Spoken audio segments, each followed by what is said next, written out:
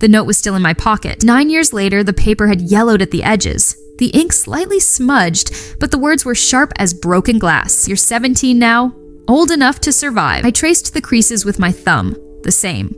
Way I had that first night in Santorini, curled behind a bakery dumpster, shaking so hard my teeth chattered. Back then, I was Nova, just a moody teenager who skipped class, failed algebra, and got into screaming matches with my mom. At least, that's how she described me to the neighbors. It's just a phase, she'd sigh, like I was a stain she couldn't scrub out. My dad never disagreed. He'd just stare at his coffee, silent as a tomb. So when they surprised me with a family reset trip to Greece, no siblings, no work calls, I almost believed them. The first few days were awkward, but hopeful. We ate lukewarm gyros by the pier, took stiffly posed photos in front of ruins, and pretended we didn't notice the cracks. On our last morning, my mom wore her coral lipstick, the one she saved. For parent-teacher conferences and funerals, we're grabbing souvenirs, she said, adjusting her sunglasses. Back in 15, they never came back. The hotel clerk frowned when I asked about room 302. Checked out hours ago. My suitcase, passport, even my toothbrush, gone. My calls went straight to voicemail. Texts faded into the void. I remember standing on the sidewalk, gripping my phone, the Mediterranean sun beating down like a spotlight. This isn't a mistake, I realized. This is an erasure. The embassy confirmed it.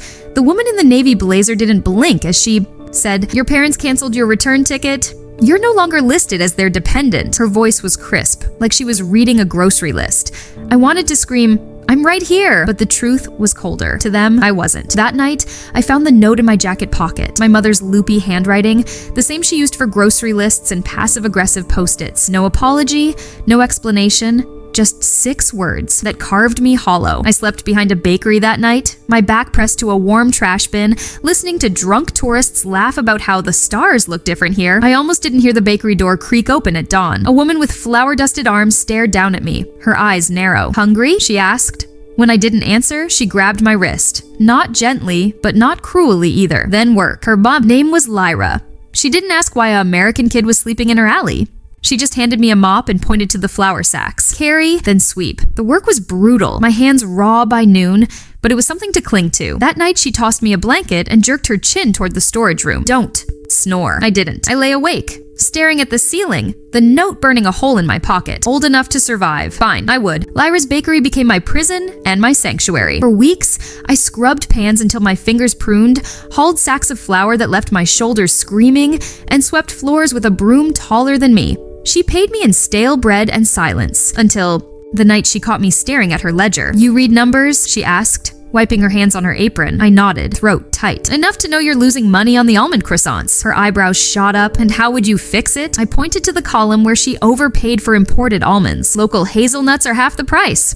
No one here can taste the difference." Lyra studied me for a long moment, then slid the ledger closer. "Prove it." I did. By the end of the month, her profits were up 12%. She didn't thank me. Instead, she tossed me a key. "Apartment upstairs. Rent comes out of your pay." It was a shoebox with a leaky faucet and a mattress that smelled like yeast, but it was mine. That's when I started stealing Wi-Fi from the cafe next door. I taught myself Greek from a tattered dictionary, memorized business forms on a cracked phone screen, and discovered stock trading through a pirated economics textbook. My first investment, a failing olive oil company everyone had written off. I spent my meager tips on a single share, then watched it triple when a viral blog featured their artisanal harvest. Lyra found me grinning at my phone one night. "You look like a thief," she muttered. "I'm a shareholder," I corrected, showing her the screen. She snorted. "Same thing." But the next morning, she left a newspaper on my cot, a circled article about a shipping magnate's bankruptcy. "Read," she ordered, "then tell me how to gut him." By 19, I had a system. Find desperate businesses, learn their secrets, invest right before their comeback. I kept my hair short, my clothes neutral, and my name off paperwork. The local vendors called me the Ghost, a joke until I started winning. Then, one rainy Tuesday, Lyra slammed a newspaper onto the counter. "Recognize this?" My blood turned to ice. There, in the foreclosure listings, my parents' Florida address, the house they'd bought after abandoning me, the one they'd bragged about on Facebook. The fresh start they'd earned. Now it was being auctioned off. Lyra's grin was all teeth. "Time to go home, Ghost." The flight to Florida felt like stepping into a parallel universe. The humidity clung to my skin the same way, but everything else was different. especially me. I wasn't the sobbing girl left behind in Greece anymore. I was Nova Kostas, a 26-year-old investor with a Cypriot passport and a bank account that would have made my parents' eyes water. Lyra stayed behind to mind the bakery, but she'd pressed a folded slip of paper into my hand at the airport. "For when you see them," she'd said. Inside was a single word in her jagged handwriting: breathe. The foreclosure auction was held in a stuffy county office, the air thick with the smell of cheap coffee and ambition. I spotted them immediately. My mother's blonde hair was darker now, streaked with gray, her posture rigid in a crisp linen dress. My father stood beside her, face unreadable, fingers drumming against his thigh like he was counting seconds until escape. They didn't notice me in the back row, sunglasses on, hair tucked under a hat. The bidding started low, a rundown 3-bedroom in a fading neighborhood. But when the auctioneer announced 3521 Magnolia Lane, my mother's shoulders tensed. That was my childhood home, the one they'd sold to fund their Greek escape, opening at $120,000. The auctioneer called. A man in a polo shirt raised his paddle. $125. I waited, let the bids climb, let my parents relax until the number hit $210,000 and the room hesitated. That's when I lifted my paddle. $250. Heads turned. My father's neck snapped toward me, squinting. My mother's manicured fingers dug into her purse. The polo guy glared. $255. $300. I countered, voice calm. Silence. The auctioneer's gavel cracked. Sold to bidder 117. I didn't look at my parents as I signed the paperwork, but I heard my mother's sharp inhale when the clerk said, "Ms. Kostas, the deed will be processed within Kostas," their name, the one they'd stripped from me. Outside, I finally unfolded Lyra's note again. Breathe. I did, just as my father's shadow fell across me. "Nova?" His voice was sandpaper. I turned slowly, removing my sunglasses. "Hello, Dad." His face drained of color. Behind him, my mother made a sound like a wounded animal. "You," she choked. "Out," I smiled. "Miss me?" The silence between us was thicker than the Florida heat. My father's hands trembled as he reached for my arm. You thought I'd starve in an alley?" I shook him off. "Or were you hoping I'd jump off a cliff to spare you the guilt?" My mother recovered first, her shock hardening into that familiar icy composure. "This is childish. You can't just buy your house out from under you." I laughed. "Watch me." Their lawyer called the next day. Some slick guy named Dawson who kept saying family reconciliation opportunity. I let him talk while I toured my new property, running a finger over the chipped banister I'd tripped on at age 7. The living room still smelled like my mother's vanilla candles, but the walls were bare where our family photos had hung. "They're willing to pay 20% above your purchase price," Dawson wheedled. I kicked a loose floorboard. "Tell them I'll trade the house for one honest answer." The meeting was set for Thursday at a sterile conference room in Dawson's office. My parents arrived together, their matching gold wedding bands glinting under fluorescent lights. My father's collar was too tight. My mother's lipstick was coral again, the same shade she'd worn in Santorini. Dawson cleared his throat. "Perhaps we can—" "Why?" I interrupted. "Just say it to my face. Why leave me?" My mother's nails tapped the table. "You were difficult. I was 17 and failing school and screaming at us." And she caught herself, smoothing her skirt. "We were drowning, Nova. You were an anchor." I leaned forward. "Funny, I remember you packing my passport, printing that note. That's not panic. That's a plan." My father finally spoke, his voice hollow. "Your mother thought it would be cleaner." "Cleaner? Like I was a stain they'd scrubbed out?" I slid a folder across the table. Dawson opened it, then paled. "Foreclosure records," I said. "From 2 months before your family trip, you'd already lost the house.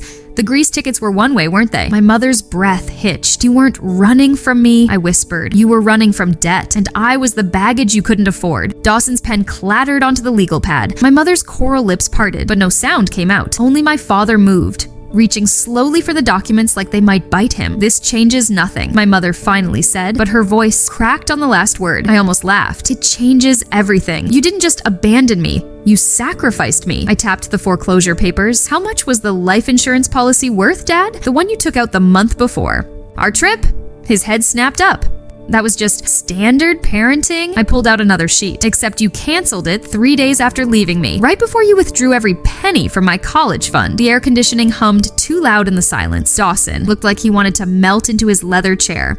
My mother rallied first. "We're still your parents. You owe us." "I owe you?" My chair screeched as I stood. "You left me with nothing but a fucking note." For the first time, real fear flashed in her eyes. "Good." I dropped the final bomb. "The house isn't yours anymore, but I'll sell it back to you for exactly what you stole from me." Dawson found his voice. "What are the terms?" "First," I said, "public admission. A Facebook post, Tag to our old neighbors, explaining exactly why you left. My father made a strangled noise. Second, every penny you took from my college fund adjusted for inflation. I smiled. That's $87,423, $54 as of this morning. We don't have that, my mother hissed. Then you have 30 days to vacate. I turned to leave. Nova, please.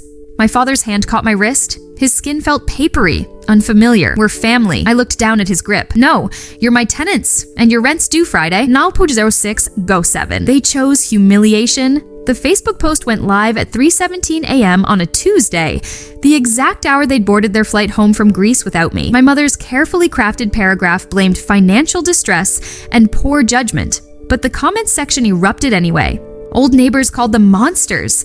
Distant relatives demanded explanations. Someone from my high school tagged me with, "So this is why you vanished." I screenshot every notification and texted them to Dawson with one word: progress. Tiempo, money took longer. They liquidated my father's golf club membership, sold my mother's diamond earrings, and, according to Lyra's contact at a Cyprus bank, took out a second mortgage on their Athens apartment.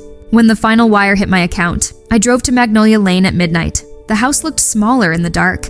The porch light they'd never fixed still flickered. Through the kitchen window, I could see my mother at the table, head in her hands, while my father paced with a drink. I used my key for the first time. The door creaked the same way it had when I'd sneak in past curfew. They froze when they saw me. My mother's mascara smudged down her cheeks. "It's done," I said, dropping the deed on the table. "The house is yours again." My father's glass clinked against the counter. Why? I could have said it was because the revenge had turned ashen in my mouth, that watching them grovel felt less like victory and more like digging up a corpse. Instead, I reached into my pocket and laid the original note beside the deed. "Because I survived," I said, "and that's enough." My mother made a wounded noise and reached for me. I stepped back. "The locksmith comes tomorrow," I said. "Change them and never contact me again." The Athens flight left at dawn. When the wheels lifted off, I realized I'd been holding my breath for 9 years. The bakery smelled of burnt sugar when I returned. Lyra didn't greet me, just shoved a tray of koularaki across the counter and grunted, "You look like hell." I bit into the butter cookie, still warm. I gave them back the house. Her rolling pin paused mid-swing. "Idiot." "Probably." I slid the wire transfer receipt toward her. "But I kept the money." Lyra squinted at the number,